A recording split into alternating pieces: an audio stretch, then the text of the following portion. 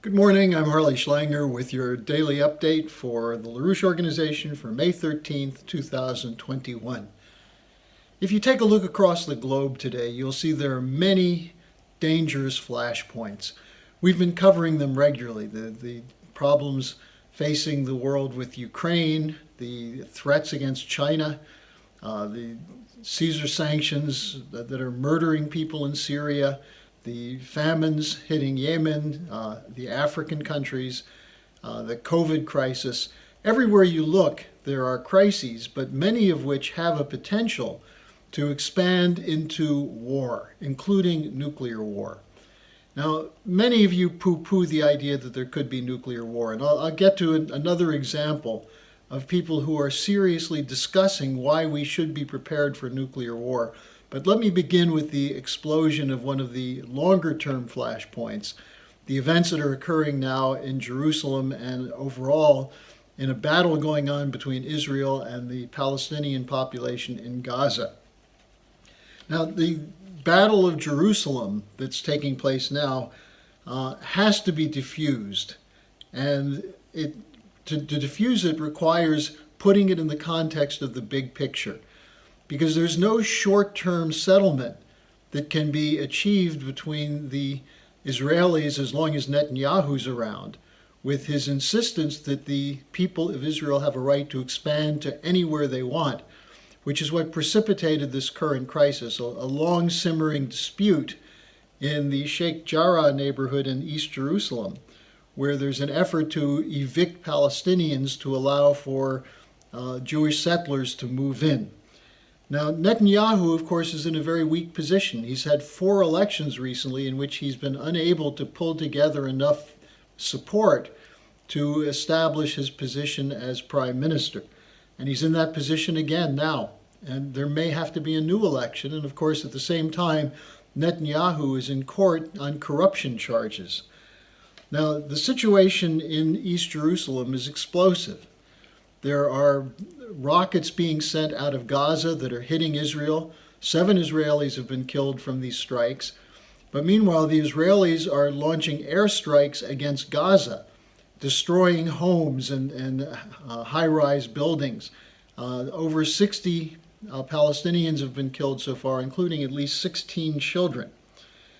And Netanyahu said that he's prepared to do more to stop the fighting. And while he made some reference to cracking down on Jewish settlers who are beating up Arabs in the street, he primarily means they're going to put pressure, including murderous pressure, on the Palestinian population, including a police raid of Al-Aqsa Mosque, where they shot off stun grenades and other kinds of explosives into the mosque. This is the 3rd holiest site of Islam.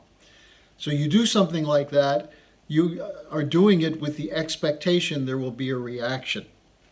Now, Sergei Lavrov has called for an immediate convening of the Mideast Quartet, which includes the US, Russia, the European Union, and the United Nations, to reach an agreement to calm this situation down, to de-escalate. The UN coordinator of the Mideast peace process called for an immediate halt to the fighting. He called on leaders on all sides to take responsibility of de-escalation. The cost of war on Gaza, he said, is devastating and is being paid for by ordinary people, which is what always happens in these kinds of confrontations. Now, the UN Security Council drafted a resolution condemning the looming evictions in East Jerusalem, which triggered this most recent explosion. And the US and the United Kingdom did not allow this to be passed, did not allow it to be released. Now, the question that I posed at the beginning of the danger of this setting off broader wars throughout the Middle East, but again, this kind of instability enables people who ordinarily would not think of such things to go ahead and use the distraction to carry out provocations that could trigger war. Let me just give you an example from the Atlantic Council podcast series on NATO. Now, the Atlantic Council is a pro-war body. It's totally funded by the military-industrial complex. It includes a lot of former State Department, Defense Department, intelligence officials, mostly from the US, but also from the United Kingdom and some from Europe, who are committed to an anti-Russian, anti-China policy.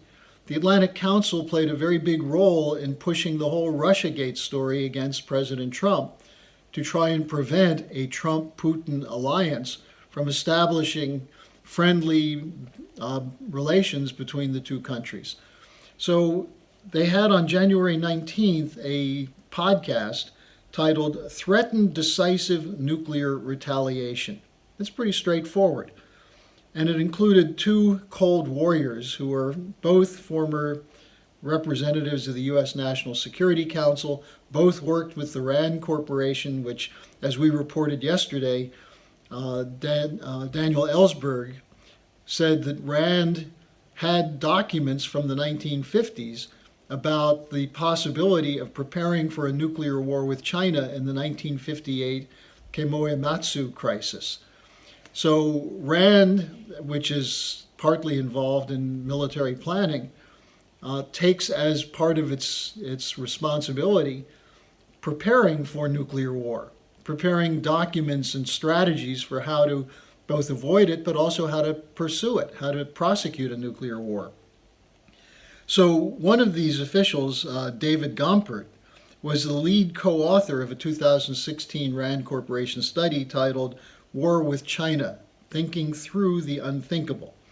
Now, what these two Cold Warriors presented in this podcast is a series of axioms that they have. One, Russia will always be our enemy.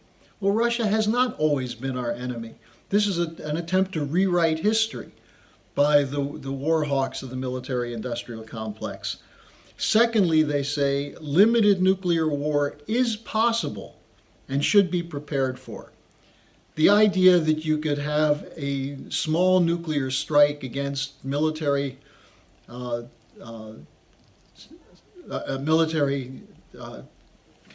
what am I thinking of? Against the military, that you could hit sites with military significance and it wouldn't spread to the general population. This has been in the thinking of some of these strategic planners for many, many years. The idea that you could have a limited strike and that would then, because of the threat of a broader retaliation, would lead to peace is completely insane. But they're saying it should be prepared for. And then finally, they say NATO must commit itself to launching strikes into Russia should Russia attempt to expand its control in the Arctic or the Black Sea. Well, the Black Sea is right there on Russia's border. They have a certain amount of control. This is where they have major naval bases. The idea that if Russia does something to expand their presence, it should be the basis for a nuclear strike into Russia just shows you how crazy these guys are. Now, it's not just these two officials who spoke with the Atlantic Council. You have the commander of U.S. Strategic Command, Admiral Richard, as we've reported previously, who said the Pentagon should change its thinking from the idea that nuclear war is that it is not likely to thinking that it is very likely. Now, what happens when you start planning for these things? Well, you have the possibility of an accident, a mid-air collision, or a confrontation at sea that could quickly spread to a global nuclear annihilation. Now, there's an attempt to restart the talks to get a new strategic arms limitation treaty between the U.S. and Russia. This would probably be a major topic of discussion at a Putin-Biden summit.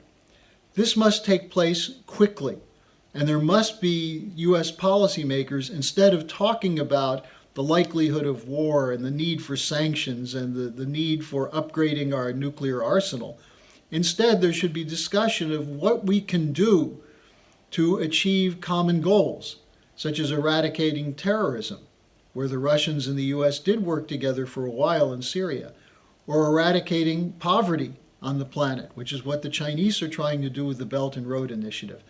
These are what governments should be planning, They should make it likely that there will be no poor people suffering from food insecurity on the planet, instead of talking about how to obliterate an alleged enemy who's out to undermine your national security. So we should look at this situation in the Mideast today and realize we're a few simple mistakes from the possibility of a nuclear Armageddon. This is not just scaremongering by a few people. This is actually an analysis based on studying the direction of policy, especially from the Biden administration, from the British side of things, the Commonwealth side, the groups like the Atlantic Council. So we need a de-escalation in the Middle East, but more importantly, we need a global shift to a new paradigm based on dialogue and cooperation, rather than the attempts to impose a unipolar world. Thanks for joining me. Tomorrow's Friday. I'll take your questions. Send me your questions at harleysch@gmail.com.